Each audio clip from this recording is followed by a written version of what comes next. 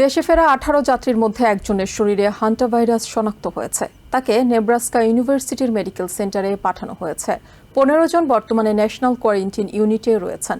এছাড়া ঝুঁকিপূর্ণ হিসেবে বিবেচনা করে বাকি 2 জনকে নেওয়া হয়েছে অ্যাটলান্টার এমোরি ইউনিভার্সিটি হসপিটালে।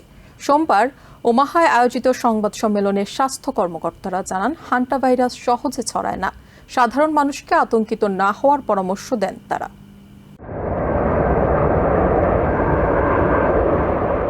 হান্টাভাইরাস ছড়ানো বিলাসবহুল এমভি হন্ডিয়াস ক্রুজ শিপে আটকে পড়া 18 আমেরিকান যাত্রীকে বহনকারী বিমানটি রবিবার রাতে নেব্রাস্কার ওমাহার এপোলি এয়ারফিল্ডে অবতরণ করে।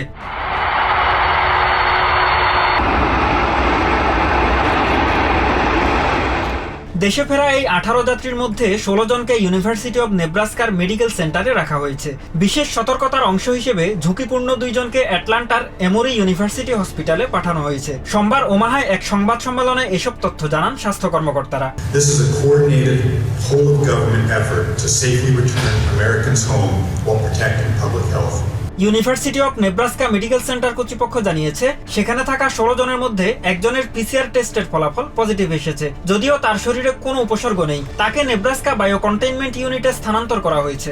The individual in the biocontainment unit will be tested, and that's only because that individual did have this kind of equivocal positive test previously, not in the United States, and so we will be testing that individual.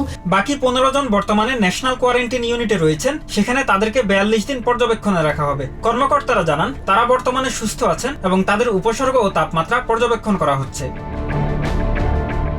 অন্যদিকে এমোরি university হসপিটালে পাঠানো 2 জন সম্পর্কে স্বামী স্ত্রী বলে জানিয়েছে হাসপাতাল কর্তৃপক্ষ। স্বাস্থ্য কর্মকর্তারা জানিয়েছেন, তাদের মধ্যে একজনের শরীরে হান্টাভাইরাসের উপসর্গ থাকলেও অন্যজন উপসর্গহীন।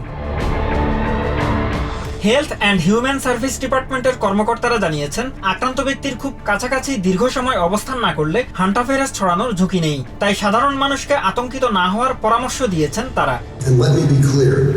Let me be crystal clear. The risk of hantavirus to the general public remains very, very low. Even so, we have taken this situation very seriously from the very start. এদিকে ন্যাশনাল কোয়ারেন্টাইন ইউনিটে থাকা যাত্রীদের মধ্যে 3 জন new ইয়র্কের বাসিন্দা বলে জানিয়েছেন governor Kathy Hochul. We don't know whether those individuals will be returning to New York. I believe that there is a 42-day monitoring period. তাদের বিষয়ে স্টেটের স্বাস্থ্য কর্মকর্তারা সিডিসির সাথে নিয়মিত যোগাযোগ রাখছেন বলেও জানান তিনি।